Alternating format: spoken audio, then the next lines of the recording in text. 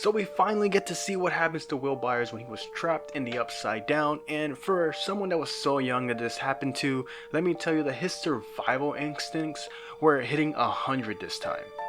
Now the first 5 minutes of Stranger Things takes off with Will inside Castle Byers. Now obviously this is a flashback, so this is when Mike hears Will singing "Should I Stay or Should I Go" by The Clash. Now this boy has been put through the ringer as he is endlessly hunted down by the Demogorgon.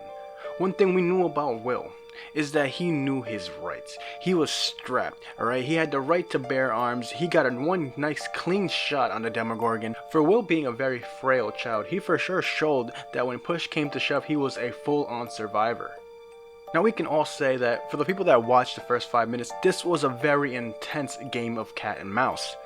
And Will would continue to be hunted down no matter where he went, as the Demogorgon chased him all around the forest in Hawkins. Now he would continue to try to hide, as the Demogorgon still was on his scent and seen him climbing a tree, or probably sensed that he was on top of the tree and decided to climb.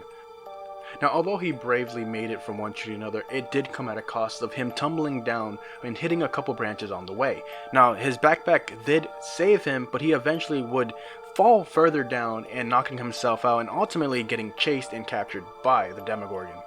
Now if you're someone that didn't see or watch any of the other seasons on Stranger Things, you would assume he was a goner and that was the last time we would see Will, which obviously is not. But we all know that Vecna has other plans from him, and he would eventually be brought to him in the library as well. I think it's the library. I assume it looks just like the library where Dustin went to get the books, and I'm pretty sure that's what it is. Then we see that Vecna, he calls upon the vine thing, meat vine, whatever the hell you want to call it from the Mind Flayer, and sticks it in his mouth, and we see that it starts putting in the seeds of the slugs into his body. Now this would eventually let us know where he says that his plan finally gets to start, and he slowly but surely, hides into the shadows and all that good stuff. And we get to see that the Demogorgons, whenever they see Vecna, they greet him with a bow. Now, this could mean that, obviously, he has control over the Mind Flayer, so whichever way they see him is how he wants them to perceive how he is and, where his hierarchy stands. Now, this is theory time. This is where I start going into everything that's running into my mind after watching these 5 minutes. 4 minutes in 40 something seconds. You guys owe me my 20 seconds. But we're in theory territory now. Now in my last video we talked about the similarities between Will and Vecna and how special they are and how they are portrayed in Stranger Things. With Will possibly being the key to putting Vecna down or making it worse. But why Will? Why not everyone else? And what if Will has and will finally unlock his latent abilities? And I'm not just talking about his abilities to sense when the Mind Flayers are, sense where Vecna is, by that little, area in the back of his neck where Vecna had that little pill thing, or dampener, if you want to call it, in the back of his neck. But I'm mostly talking about the fact that he's going to be able to unlock the abilities that 11 has, maybe. Because Vecna does have plans. We've seen it in the trailer, and we see that Will was very vital to his plans. So I feel that every single time Vecna kidnapped someone, or send a Demogorgon to get them, depending on who it was, they would not be killed immediately. Now, me and my girlfriend just watched the first freaking season, and we see that Barb, I didn't really notice it the first couple times I watched this, but Barb gets a slug taken out of her, like a slug crawls out of her mouth. Now, I think that, what if, now her body's in the same place as Will? We see it right there. It's on the floor. Barb's body's on the floor. So what if he tried to implant the same thing that he did to Will, but Barb did not survive? She didn't have the endurance or the willpower or whatever to survive the implantation, just like Will did.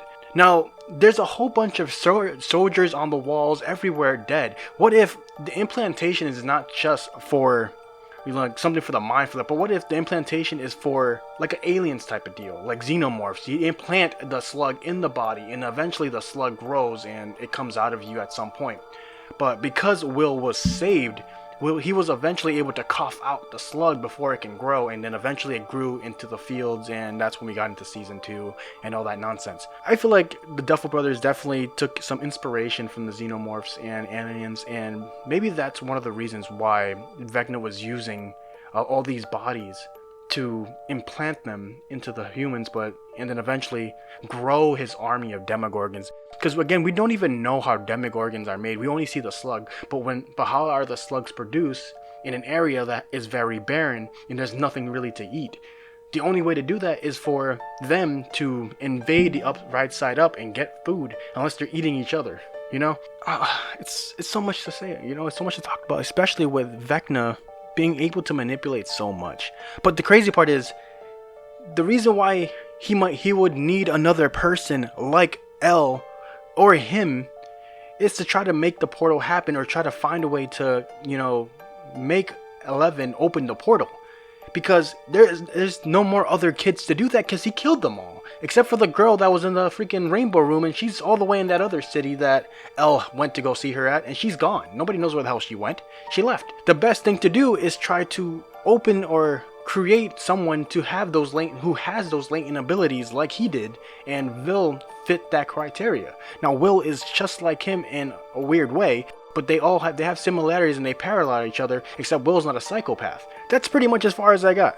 Just after watching this, I can just come up with so many theories, but this is only the first 5 minutes we see with Vecna, who could finally start his long-awaited plan since being thrown into the Upside Down. Man, just watching this right now, does Will really have latent powers? Or did the Mind Flayer give them to him after that specific incident where he got incubated? I say incubated because that thing went into it was in his body. That's all I can say. Now, did he survive because Vecna wanted him to? Or did he survive because of Harper's intervention? Now, everybody else was kept in there.